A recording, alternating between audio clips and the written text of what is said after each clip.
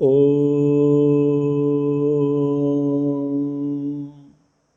विश्वानि देव सवितुर्दुरितानि परासुव यद्भद्रं तन्यासुव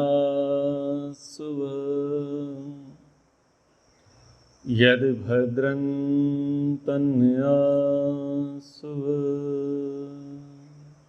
महाभारत की कक्षा में आप सभी का स्वागत है। क्या लगता है, चिरंजीवी हैं या मरेंगे? चिरंजीवी चिरायु है। कैसा लगता है, कितने वर्ष जिएंगे? 100 वर्ष, 200 वर्ष, 300 वर्ष, 400 वर्ष? कैसा सोच करके चलते हैं जब हम जीवन जी रहे होते हैं? कभी ऐसा सोचते हैं कि मरेंगे? ऐसा कोई सोचना पसंद करता है? ऐसा सोचना पसंद व्यक्ति करता नहीं। अगर आप घर में, परिवार में, संस्था में, संगठन में अगर ये बात कहो कि पता नहीं कब शरीर छूट जाए, तो व्यक्ति क्या कहता है? शुभ शुभ बोलो। अब ये कौन सा अशुभ था? ये कोई अशुभ है क्या? यही तो शुभ है। व्यक्ति को लगना चाहिए कि आज हैं, कल नहीं है, अभी हैं, तभी नहीं है। अगर ये लगेगा तो हम कुछ कर पाएंगे, और अगर ये लगेगा कि अभी तो सुबह नाश्ता किया है, फिर दोपहर में भोजन करेंगे, दिन में सोएंगे, मार्केट जाएंगे, खेती का काम करेंगे, बिजनेस पर जाएंगे, जॉब पर जाएंगे, शाम को लौटेंगे, फिर खाएंगे, फिर सोएंगे, फिर जाएंगे, फिर यही करेंगे। कैसा लगता है कि बस ये चलता रहेगा, ये हमारा सोना, उठना, खाना, पीना, जागना, ये चलता रहेगा। और प्लानिंग होगी, LIC वाले के पास जाएंगे ना, लाइफ इंश्योरेंस के पास, उससे पॉलिसी लेंगे 10 वर्ष की, 20 वर्ष की, 30 वर्ष की। क्या मान करके? बुद्धि में ऐसा रहता है कि मैं लॉन्ग लिव हूं, दीर्घजीवी हूं, इसलिए प्लान देखता है कि मुझे 10 वर्ष बाद क्या मिलेगा, 20 वर्ष बाद मुझे क्या मिलेगा, 30 वर्ष बाद मुझे क्या मिलेगा। कुछ लोग ये देखते हैं कि मैं जब वरिष्ठ हो जाऊंगा, यानी सीनियर सिटीजन की श्रेणी में आ जाऊंगा, तो पेंशन के रूप में क्या मिलेगा, कितना मिलेगा। तो उसके लिए व्यक्ति क्या करता है? प्रयास करता है, कुछ आंकड़े, कुछ कैलकुलेशन लगाता है। ऐसा करते समय व्यक्ति को लगता है कि मर जाऊंगा, लाइफ इंश्योरेंस लेते समय। लेकिन जब वो भीषण हादसे देखता है, मृत्यु देखता है, तो फिर वो सोचता है कि डेथ इंश्योरेंस करा लो, टर्म्स पॉलिसी करा लो। पता नहीं हम कब चले जाएं तो अपनी पत्नी, बच्चे, परिवार वालों को तो कुछ पैसा मिल जाए। ये कब सोचेगा? जब बहुत ज्यादा मात्राओं वो अपने आगे लोगों को मरता हुआ देखेगा, असमय जाते हुए देखेगा। परंतु ज्यादातर क्या सोचेगा वो? मैं सदा रहने वाला हूं, ये शरीर मेरा परमानेंट एड्रेस है, स्थायी हूं, मैं स्थायी निवासी हूं यहां का, ऐसा मानता है। चलो मान लिया कि आप स्थायी निवासी हैं। चूंकि जीवात्मा अमर है, ना उसका जन्म होता है, ना उसकी मृत्यु होती, इसलिए वो ज्यादातर उसे क्या लगता है कि मैं तो शाश्वत हूं, सनातन हूं, मैं तो मरूंगा ही नहीं। दूसरों को देख करके लगता है कि मर जाएंगे क्या, वैसे तो उसे नहीं लगता। तो चलो मान लेते हैं कि हम लंबी यात्रा वाले हैं, बहुत लंबा समय तक इस शरीर में रहने वाले हैं। तो फिर हमारा उद्देश्य क्या होगा? अगर इस शरीर में रह रहे हैं तो फिर हमारा उद्देश्य क्या होना चाहिए? उद्देश्य निर्भर करता है शिक्षा पर, संगति पर, संस्कार पर।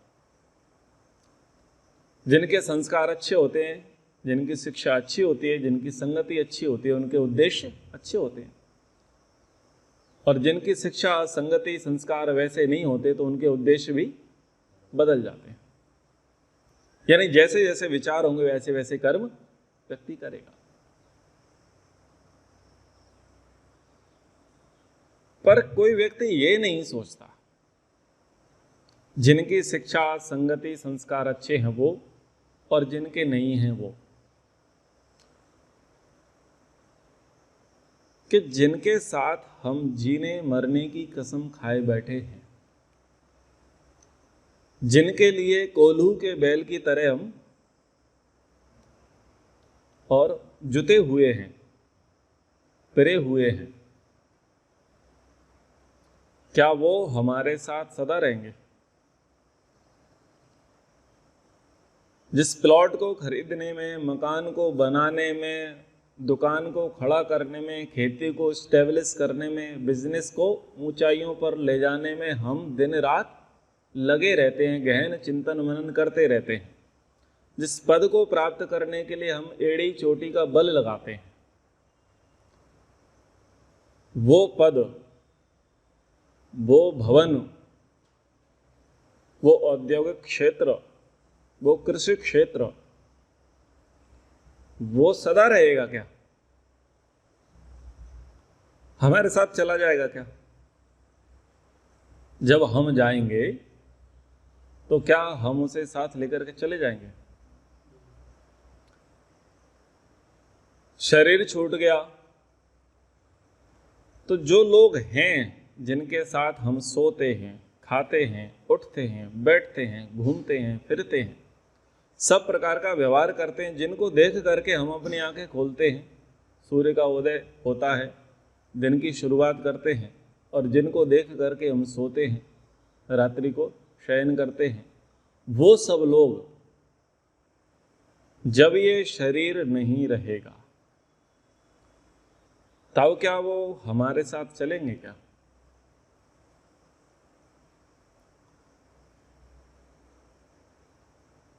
आप योग दर्शन में पढ़ते हैं कि जाति, आयु, भोग प्राप्त होते हैं कर्म के अनुसार। वो कैसे कर्मों के अनुसार प्राप्त होते हैं, अच्छे या बुरे? अगर मनुष्य की बात करें तो मनुष्य योनि अच्छे कर्मों का फल है या बुरे कर्मों का फल? अच्छे कर्मों का। तो जितनी आयु अवस्था अभी हमारी है, जितना समय बीत गया है, उतनी आयु अवस्था में हमने कुछ ऐसा कमा लिया है क्या जो अगली बार मिल जाएगा?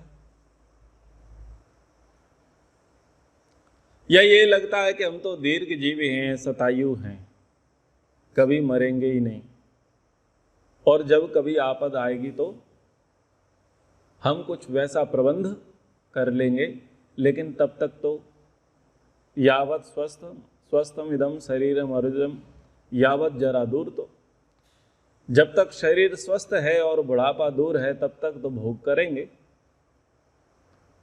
जब लगेगा कुछ आपत्ति विपत्ति आएगी तो किसी से पूछ लेंगे, किसी जानकार से, किसी साधु से, किसी सज्जन से पूछ लेंगे कि अब हमें कोई उपाय बता दो। परीक्षित को बिना परिश्रम के क्या मिल गया? राज्य मिल गया था ना, बिना परिश्रम के। उसने क्या सोचा कि राज्य मिल गया है तो उपभोग करेंगे। राज्य के ऐश्वर्य के मद में चूर होना ये कौरवों का जन्मजात लक्षण रहा। चाहे वो प्रतीप हुए, चाहे वो शांतनु हुए, चाहे वो चित्रांग विचित्र वीर हो, चाहे वो धृतराष्ट्र पांडु हो, चाहे वो युधिष्ठिर दुर्योधन हो, चाहे वो लक्ष्मण जन्मेजय अभिमन्यु हो, पूरी पीढ़ी मैंने आपको गिना दी। भोग ऐश्वर्य में लगे रह जाना इनका जन्मजात यानी आनुवंशिकी गुण था। तो परीक्षित की मैं आपसे बात कह रहा था, परीक्षित को भगवान कब याद आए, मुक्ति की बात उसे कब याद आई? जब उसको लगा कि अब अंत निकट है और हमने कुछ ऐसा अच्छा नहीं किया है कि ये दोबारा शरीर मिल जाए, अथवा जन्म जन्मांतर के चक्कर से हमें मुक्ति मिल जाए, ऐसा अभी हमने कुछ किया नहीं। तो कब? अंत समय में जाकर के उसकी बुद्धि चेती। क्यों? पूरा समय किस में लगा दिया? भोग में, भोग ऐश्वर्य में लगा दिया। हम भी कुछ ऐसे ही कर रहे हैं। हम भी शायद यही सोचते हैं कि कोई आएगा, गले पर तलवार रखेगा, कोई सांप हमको भी काटेगा, कोई हमारी संपत्ति को छीन करके लेके जाएगा, तब हम कुछ एकजुटता दिखाएंगे, तब हम कुछ राष्ट्र यज्ञ करेंगे, तब हम कुछ धर्मानुष्ठान करेंगे, तब कुछ हम निष्काम कर्म करेंगे। कब? जब तलवार गले पर अटकी होगी तब। तब तक, जब तक दूर है तब तक घूमेंगे, भोग करेंगे, धन ऐश्वर्य है उसका आनंद लेंगे। पर जिस व्यक्ति को ये लगेगा कि भाई मृत्यु कभी भी आ सकती है, जिसको लगेगा कि आवश्यक नहीं है कि हम शतायु हों, आवश्यक नहीं है हम दीर्घजीवी हों, वो किस पर फोकस करेगा? वो फोकस करेगा धर्म पर। धर्मः शनैः संचुन्यात्।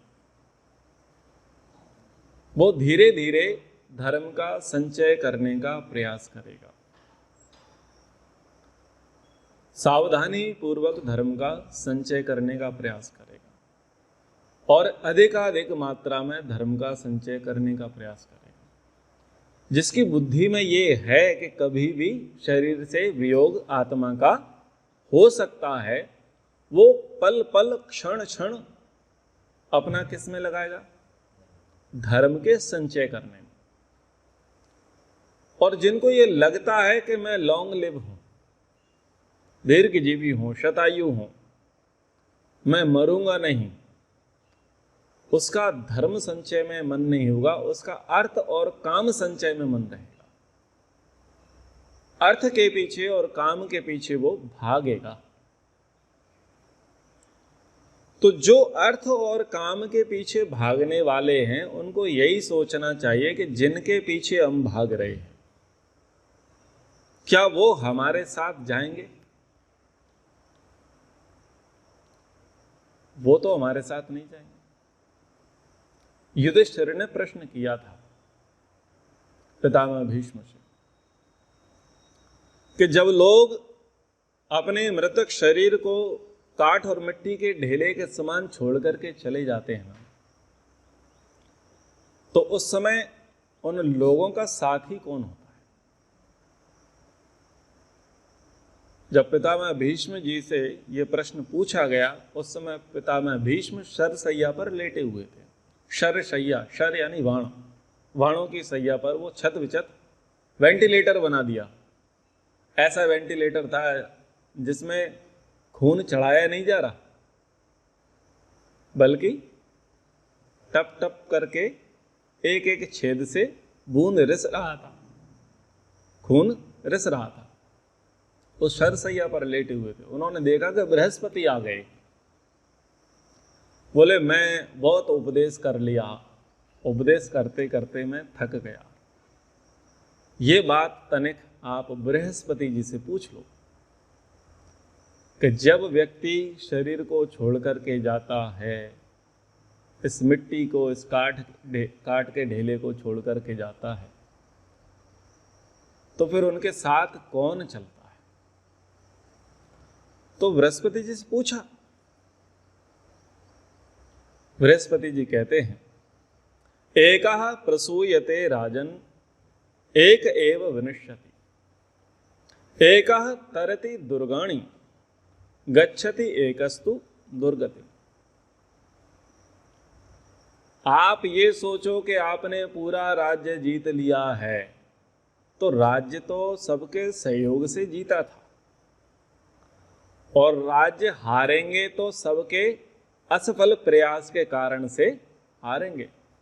लेकिन ये जो जीवन का युद्ध है, इस जीवन के युद्ध को आपको अकेले लड़ना है, और यदि जीत गए तो इसका फल आप अकेले भोगोगे, और यदि इस जीवन रूपी युद्ध में आप हार गए तो इस हार का परिणाम भी आपको स्वयं को अकेले को ही भोगना पड़ेगा। इसमें कोई पार्टिसिपेट नहीं होगा, इसमें कोई शेयरिंग नहीं होगी। महर्षि मनु जी बहुत अच्छी बात कहते हैं, एकः प्रजायते जंतुः एक एव प्रलीयते, एको न भुंक्ते सुकृतम एक एव च दुष्कृतम। एक ही व्यक्ति वो जो है उत्पन्न होता है, अकेला ही व्यक्ति इस शरीर को धारण करता है, उसके साथ कोई दूसरा नहीं होता। लोग कहते हैं जुड़वा जो होते हैं वो तो साथ वाले होते हैं ना, वो भी साथ वाले नहीं होते, वो भी आगे और पीछे होते हैं। एक साथ माँ के गर्भ से सेम टाइमिंग में दोनों बच्चों की डिलीवरी नहीं होती, दोनों बच्चों का पदार्पण नहीं होता। कहते हैं जुड़वा भाई हैं, एक साथ ही आए थे ना, सेकंड से भी और भी छोटी इकाई है, उसका भी अंतर पड़ जाता है। आप अकेले ही जन्म लोगे और आप अपने शरीर में इकलौते रहोगे। ऐसा नहीं है कि आपको एक शरीर मिला और एक शरीर में दो लोगों की पार्टिसिपेट है। एक शरीर के एक ही स्वामी, एक ही मालिक आप हैं, और आप अकेले ही जन्मे हैं और अकेले ही आप मरोगे। अब जो सुकृत और दुष्कृत है, इस शरीर को पाकर के जो भी आप शुभ कर्म करेंगे या अशुभ कर्म करेंगे, उसमें कोई शेयरिंग नहीं है, उसमें कोई हिस्सेदार, कोई भागीदार नहीं है। पति पत्नी क्या सोच लेते हैं, हम तो एक ही पार्टी के हैं। दोनों भाई क्या सोच लेते हैं, हम तो पार्टनर हैं, हिस्सेदार हैं। मित्र भी सोच लेते हैं। भौतिक चीजों में आप हिस्सेदार हो सकते हैं। घर की संपत्ति पर पति पत्नी का दोनों का इक्वल अधिकार हो सकता है। दोनों भाई मेहनत करते हैं, परिश्रम करते हैं, और जो भी इनकम होती है उसमें उनका दोनों का हिस्सा बराबर हो सकता है। और अगर दोनों मर जाएं तो दोनों की अंत्येष्टि एक साथ हो सकती है। दोनों चाहें तो एक ही मंडप में दोनों का विवाह एक साथ हो सकता है, दोनों का जनेऊ संस्कार एक साथ हो सकता है, दोनों का वेदारंभ संस्कार एक साथ हो सकता है, दोनों को संन्यास एक साथ दिलाए जा सकते हैं। वो बाहरी कर्मकांड सब एक साथ हो सकते हैं। लेकिन वो जो दोनों हैं, चाहे वो जुड़वा थे, चाहे वो भाई बहन थे, चाहे वो पति पत्नी थे, चाहे वो पिता पुत्र थे, माता पुत्र थे, उनका मन, उनकी वाणी, उनके कर्म, उनके द्वारा मन से जो विचारे, वाणी से जो बोले, कर्म से जो किए, उन कर्मों में अंतर रहे। और वो अकेले ही उस सुकृत और दुष्कृत को करने वाले होते हैं। मान लो दोनों ने 1,000 रुपए का दान दिया, दोनों ने एक पक्षी को मार दिया, दोनों ने एक को लात मारी। वो थोड़ी देर के लिए लगेगा कि यह समानता है, लेकिन पिछला हिसाब भी तो उठाया जाएगा। कोई भी व्यक्ति जन्म से लेकर के मृत्यु तक समान कर्म कर ही नहीं सकता, कोई भी। तो जो सुकृत और दुष्कृत करेंगे, दोनों अपना अपना करेंगे। अगर पत्नी पुण्य कर रही है तो उस पुण्य का भागीदार पति नहीं। पति पुण्य कर्म कर रहा है तो उसका भागीदार पत्नी, और यदि पाप कर रहा है तो दोनों भाई कर रहे हैं, तो दो मित्र कर रहे हैं, तो एक कर रहा है तो दूसरे को उसका फल नहीं मिलेगा। एक कर रहा है, अच्छा और बुरा जो भी करोगे उसमें आपका अकेले का ही हिस्सा है। हाँ, दोनों साथ साथ करें, दोनों समान रूप से पाप करें, समान रूप से पुण्य करें, वो अलग विषय है। लेकिन ऐसा नहीं होगा कि एक करे और उसके पार्टनर को, उसके सहयोगी को मिल जाए। पत्नी करे और उसका फल पति को मिल जाए, पति करे उसका फल पत्नी को मिल जाए।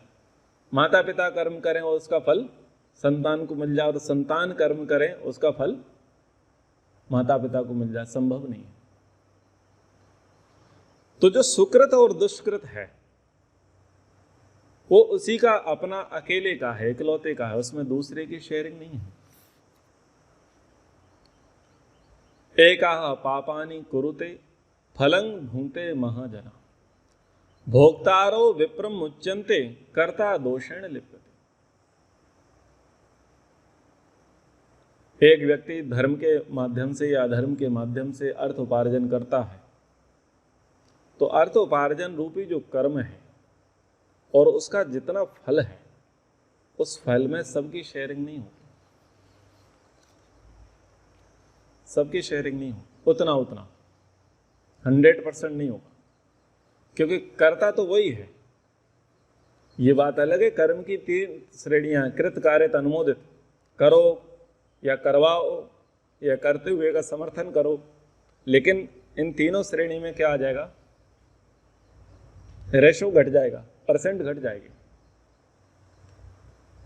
कृत का जो परसेंट आएगा वो कार्यत में नहीं आएगा, और कार्यत का जो प्रतिशत है वो अनुमोदित में नहीं आएगा। आप अकेले करोगे और आप अकेले भोगोगे। लेकिन किसके लिए कर रहे हैं? माता के लिए, पिता के लिए, पुत्र के लिए, पुत्री के लिए, पति के लिए, पत्नी के लिए, सगे संबंधियों के लिए कर रहे हैं। क्या नहीं कर रहे हैं? धर्म नहीं कर रहे हैं। किसको करने में लगे हैं? अर्थ और काम को करने में लगे हुए। तो जब धर्म पर फोकस नहीं किया और फोकस पूरा का पूरा किस पर है? अर्थ और काम पर है, तो बात वही आ रही है कि बताओ साथ में ये जाएंगे क्या? जो साथ में अर्थ का सेवन कर रहे थे, साथ में काम का सेवन कर रहे थे, क्या वो सब आपके साथ जाएंगे क्या? साथ में नहीं जाएंगे।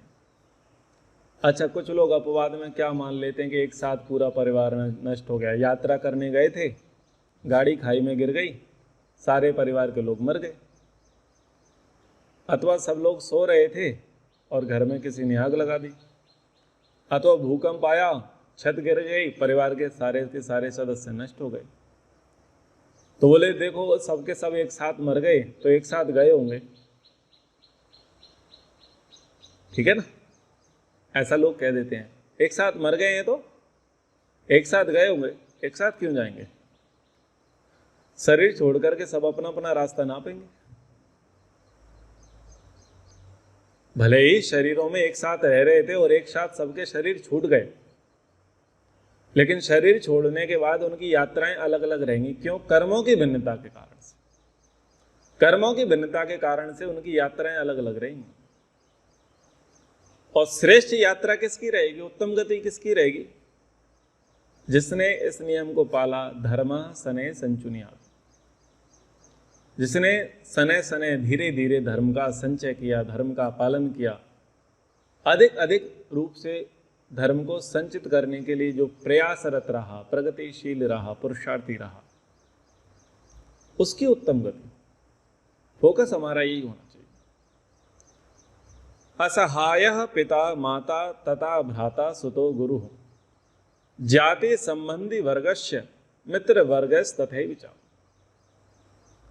बृहस्पति जी कहते हैं युधिष्ठिर से कि देखो, जो माता है, पिता है, भाई है, गुरु है, जाति, जाति यानी संबंधी, इनमें से कोई भी व्यक्ति मृतक का सहायक नहीं है।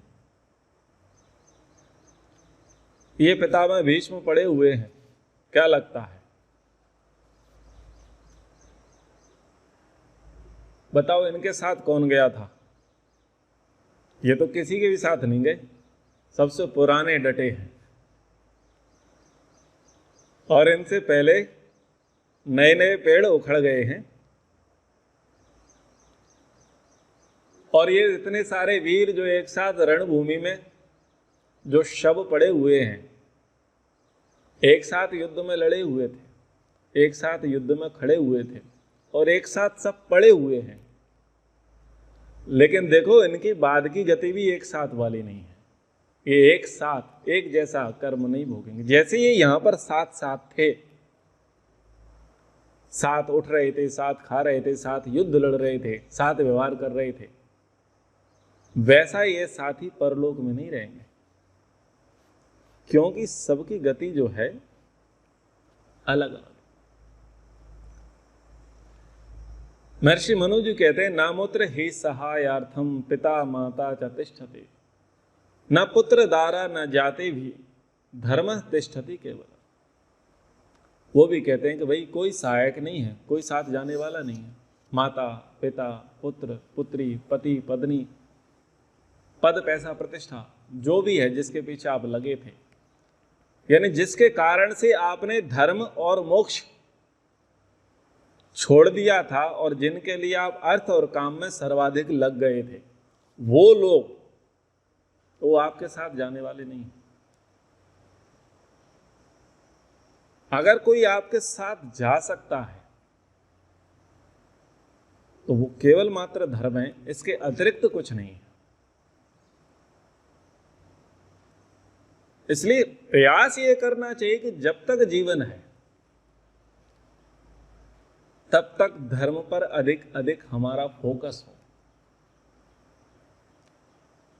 लेकिन धर्म कब करेंगे? Sunday to Sunday. कब करेंगे जी धर्म?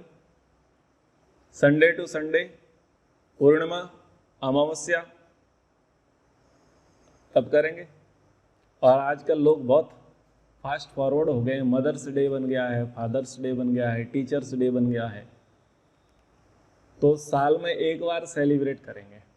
और अभी गुरु पूर्णिमा आ रही है तो उस दिन सब हमें याद करेंगे, बाकी दिन किसी को फुर्सत नहीं है।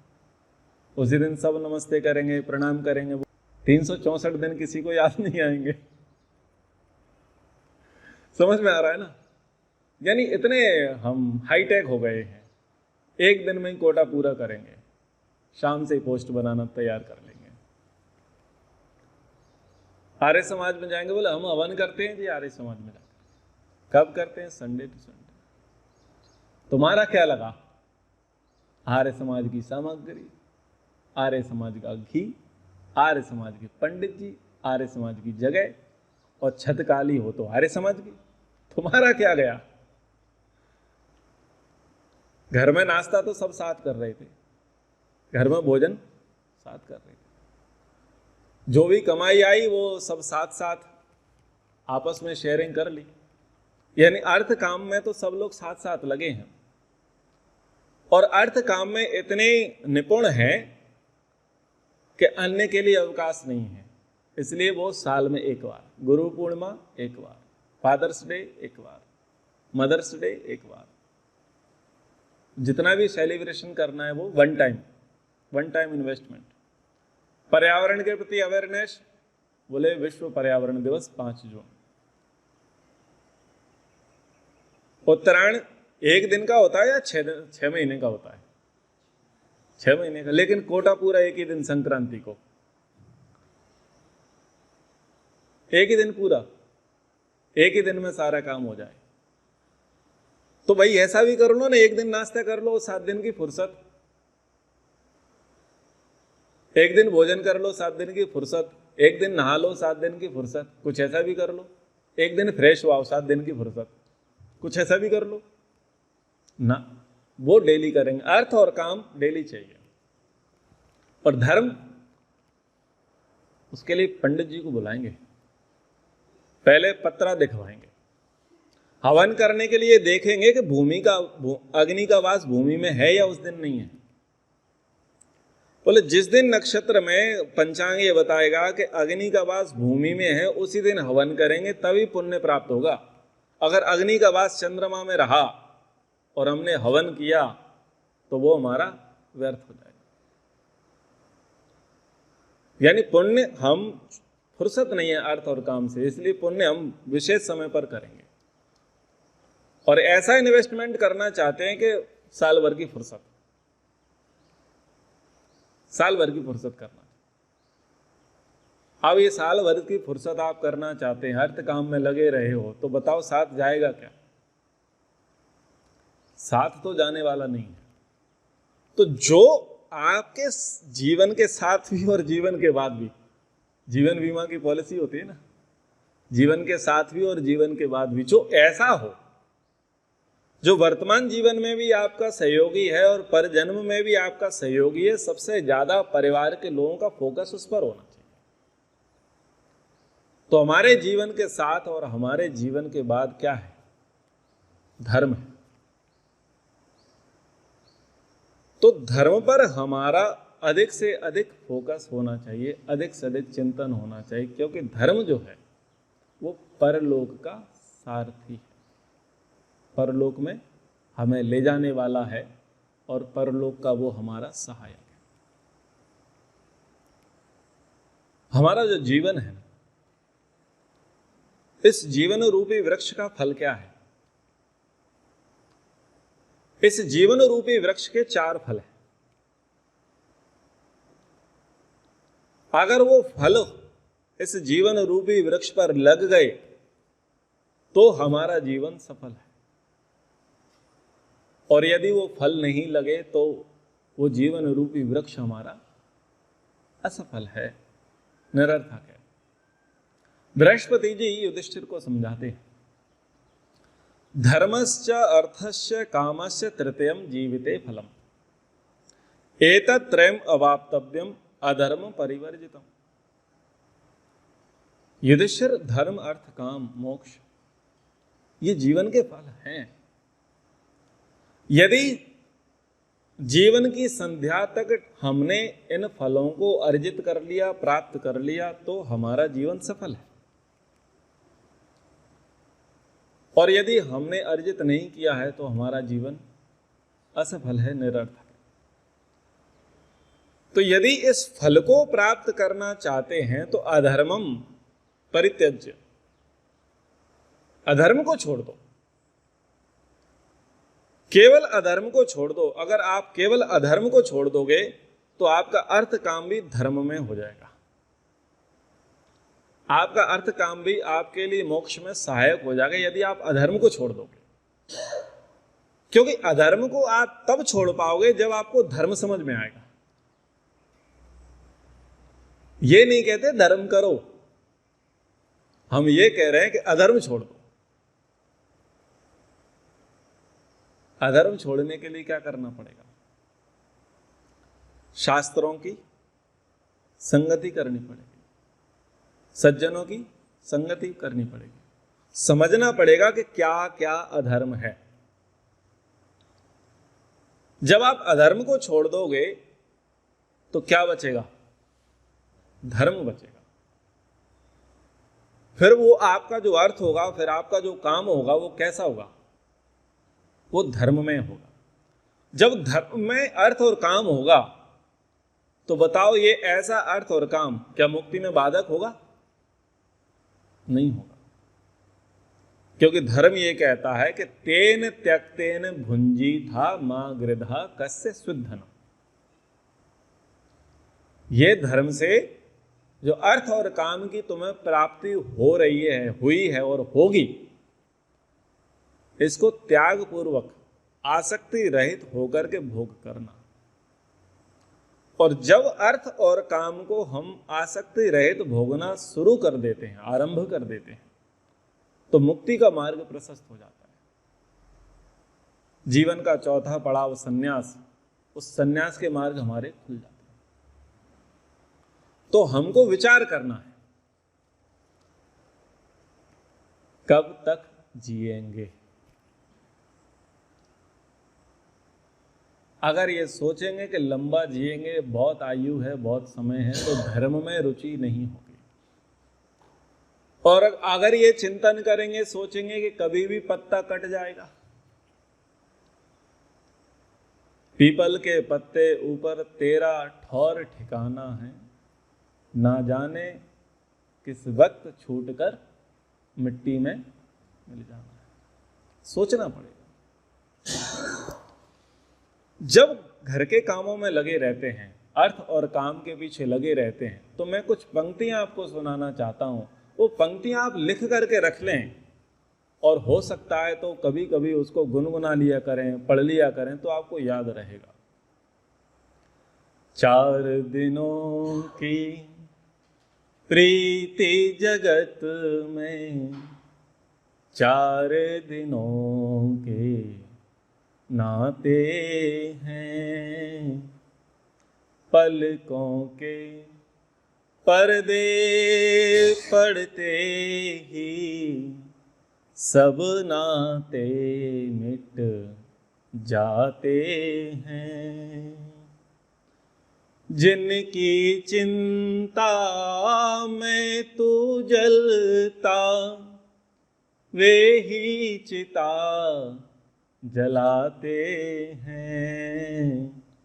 जिन पर रक्त बहाए जल सम, जल में वही बहाते हैं। घर के स्वामी के जाने पर घर की शुद्धि कराते हैं। कर्म कांड कर प्रेतात्मा से अपना पिंड छुड़ाते हैं।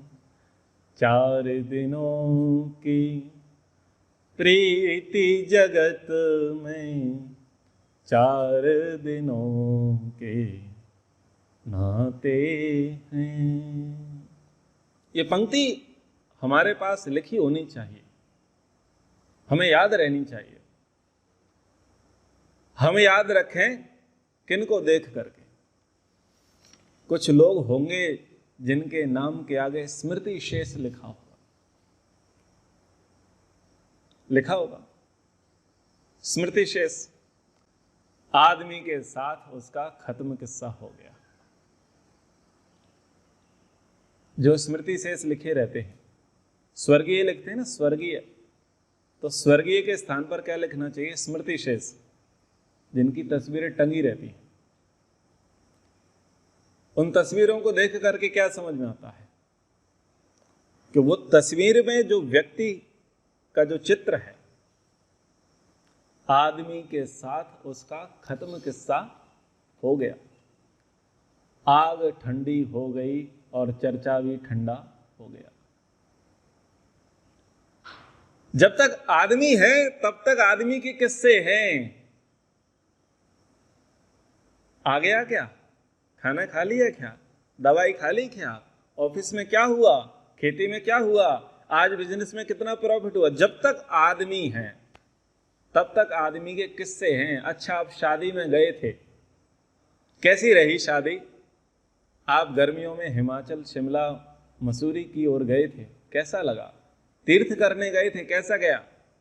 जब तक आदमी है तब तक किस्सा है, हाँ या ना? और जब आदमी गया तो आदमी के साथ उसका खत्म किस्सा हो गया। आग ठंडी हो गई और चर्चा भी ठंडा हो गया। चर्चाएं कब तक हैं? अब मर गया है, शरीर छूट गया है, ले गए हैं कंधे पर उठा करके 4 लोग, राम नाम सत्य बोलते हुए। पता चलेगा, फोन आया, बोले फलाने श्रीमान जी नहीं रहे, बस वहां से चर्चाएं आरंभ होगी, वहां से चर्चाएं आरंभ होंगी। कब तक चर्चाएं चलेंगी? घर से अर्थी उठाई जाएगी और शमशान तक लेकर के जाई जाएगी। शमशान पर अर्थी पहुंची, आग लगा दी, आग लगा दी और अस्थि शयन हो गया। तो आग ठंडी हो गई और चर्चा भी ठंडा हो गया। चर्चाएं उतनी समय तक की थी उसकी, उसके बाद उसकी कोई चर्चा है क्या? चलता फिरता था जो कल तक, चलता फिरता था जो कल तक, बन के तस्वीर आज। लग गया दीवार पर, चलता फिरता था जो कल तक, बन के तस्वीर आज लग गया दीवार पर, मजबूर कितना हो गया, आदमी के साथ उसका खत्म किस्सा हो गया। आप शादियों में जाएंगे, बढ़िया फोटो खिंचवाएंगे, उसकी तस्वीर बनवाएंगे, बाहर घूमने जाएंगे, बढ़िया फोटो खिंचवाएंगे, तस्वीर बनवाएंगे। कभी ये भी खिंचवा के देख लो कि मैं मरूंगा, शरीर छोड़ूंगा तो उससे पहले की मेरी फोटो कैसी हो। कभी कोई व्यक्ति ऐसा नहीं सोचता कि मैं मरने से पहले अपनी अच्छी सी फोटो खिंचवा लूं, ताकि लोगों को लगे तो सही कि मरने से पहले ये ऐसे दिखते थे। और ढूंढा जाएगा कहीं का फोटो तो किसी पोज में कहीं तिरछे होंगे, कहीं पर ऐसे होंगे, कहीं पोज बनाते हुए होंगे, ऐसे फोटो वहां मिलेंगे। कहीं पर नेताओं की तरह नमस्ते करते हुए दिखाई देंगे, कहीं पर दांत फाड़ रहे होंगे, ऐसे फोटो देखे जाएंगे। क्यों? क्योंकि कोई ये सोचते ही नहीं है कि मैं मरूंगा तो ऐसा पोज मैं दे दूं। लेकिन मैं ये कहता हूं कि ऐसा पोज देना चाहिए, ऐसा पोज देना चाहिए कि अगर मर जाएं तो मरने पर वो काम चल जाए। मैंने तो बनवा रखा है, वैसे ही डीपी पर लगा है, तो वैसा भी सोचना चाहिए। तो कक्षा का जो मूल सार है वो ये है कि कभी भी शांति पाठ हो सकता है, कभी भी हम टपक सकते हैं। जिनके लिए काम कर रहे हैं ना, वो कोई भी साथ जाने वाला नहीं है। इसलिए फोकस किस पे करें? धर्म पर करें। प्रायोरिटी किसकी हो? धर्म की हो। अगर कोई पत्नी है, कोई पति है, कोई पुत्र है, कोई पुत्री है, पद पैसा प्रतिष्ठा कुछ है, और वो ऐसा अड़ंगा लगाता है कि उसके कारण धर्म नहीं कर पा रहे हैं, तो समझ लेना सबसे बड़ा शत्रु वही है। उसको मित्र मत मानना, वो शत्रु है। क्यों? आप परलोक की जुगाड़ कर रहे हैं। आप ऐसे कार्य करने को लगे हैं, आप ऐसा अनुष्ठान करने को लगे हैं जो इस लोक और परलोक में आपका सहायक है, लेकिन कोई व्यक्ति अपना ऐसा है जिस पर आप मोहित हैं, जिसके आपका राग अधिक है और उसके कारण से किसी से द्वेष अधिक है, तो पूरा फोकस उसी पर चला जा रहा है। मोबाइल सुबह से लेकर शाम तक उसकी कुशल क्षेम पूछने में लगा चला जा रहा है, यानी वो एक प्रकार से आपके धर्म कार्य में बाधक है। तो जितने जितने धर्म कार्य में साधक हो उनको साथ लेकर के चलो, उनके साथ रहो।